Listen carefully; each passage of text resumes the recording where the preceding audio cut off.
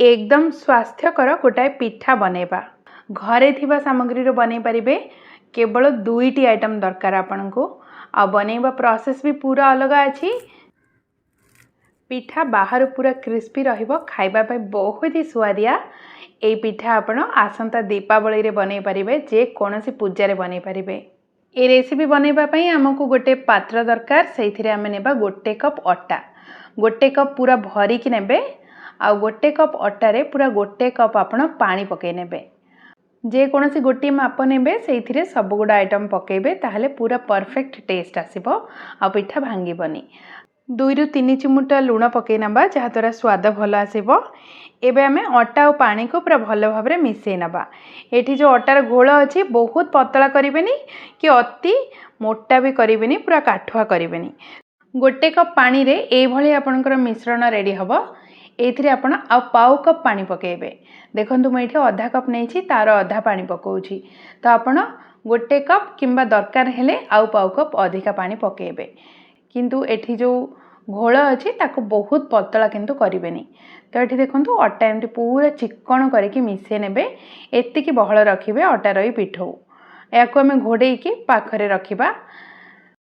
अन्य पटे आउ गोटे कढ़ई बसई नबा। गैस को मीडियम फ्लेम रे रखिकी सेथिरे पानी पकेबा। पानी मु एठी पाउ कप ही पानी नेछि, माने 1/4 कप पानी नेबे। तापरे आधा छोटो चम्मच पान मोहरी को गुंड करके पके नेबे। आउ आधा छोटो चम्मच गुजराती गुंड दे नेबे।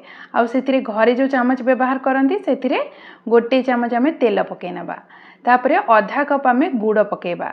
चीनी भी आपण नै परिबे। गुड़ आ अटा रे बनांतु, रेसिपी पूरा स्वास्थ्यकर बनिबो। तो एबे देखंतु गैस को मीडियम फ्लेम रे ही रखी जंती। गुड़ एमती मिलेला जाय आमे एठी मिसेबा।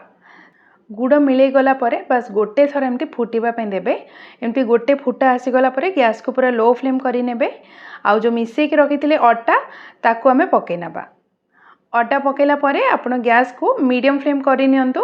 आउ एठी कंटिन्यूअसली मिसांतु। ए जो अटा अछि आमे अटार गोटे जंता बनैबा। तो एठी देखंतु मिनिमम 5 रु 7 मिनिट समय लागिबो आपनको।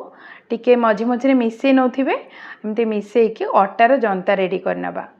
5 रु 7 मिनिट भितर देखंतु एठी अटार जंता रेडी हो जाइछि। आउ जेतेले रेडी हो जिवो आपण जानिबे, माने कढ़ई रे पूरा छाड़ी जिवो। आपण ए रेसिपी पई नॉन स्टिक कढ़ई नेले जमा लागिबनी, किंबा आपण नॉर्मल कढ़ई भी नै परिबे। एठी मते पूरा 7-8 मिनिट समय लागि जाइछि। अटार जंता रेडी अछि। देखंतु कढ़ई रे भी छाड़ी आसलानी, सुखिला हो जाइछि। बस ए समय रे आमे कोन करिबा, गैस को बंद करि नबा।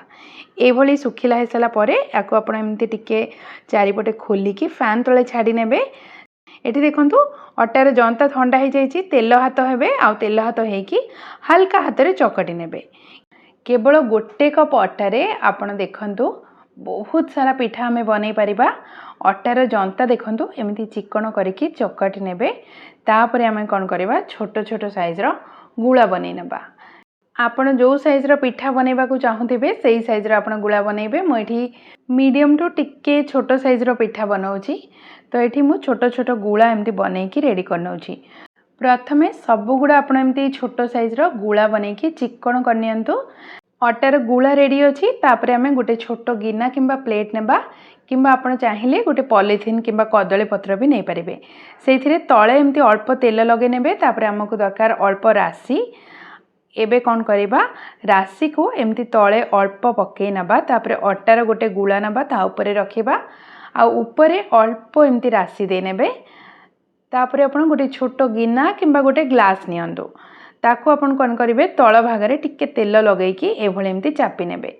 जहा द्वारा कोन हबो, अटार ए जो काकरा बनैबा पई आपनको जम्मा बेलिबा पई दरकार नै। एमती सहज प्रोसेस रे आपण सब गुडा गोटे साइज रो आ बहुत ही बढ़िया भाबे राशि लगेकी बनैकी रेडी करि परिबे। ए प्रोसेस रे हमें सब गुडा पिठा बनैकी रेडी करनबा। किंबा आपण चाहिले तळे राशि देकी पूरा रुटी टाइप रो बेली की ग्लास रे छोटो छोटो एमती पिठा टाइप रो काटी के बाहर करि नेबे। किंतु ए प्रोसेस रे करंतु, राशि भी बढ़िया भाबे लागिबो। आउ पिठा भी गोटे साइज रो बनिबो।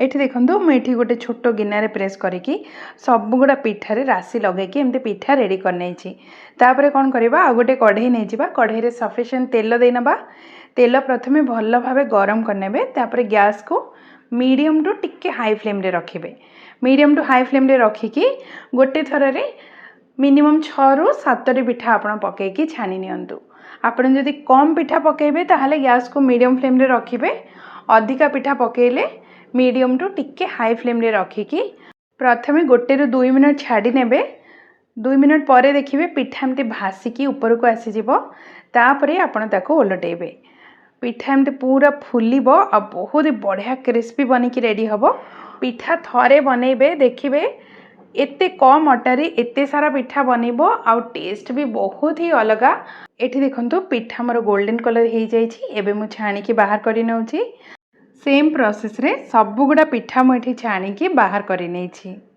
आशा करूछि ए जो अटार जंता काकरा पिठा आपन को पसंद आसिला पूरा नाही किंतु एते स्वादिया कि थरे बनइले आपण बारंबार बनेबे बिना पूरा दिया अटार ही काकरा आपन को पसंद आसले वीडियो को लाइक करंतु शेयर करंतु nice and tasty Odia cooking channel को एबे ही सब्सक्राइब करंतु धन्यवाद।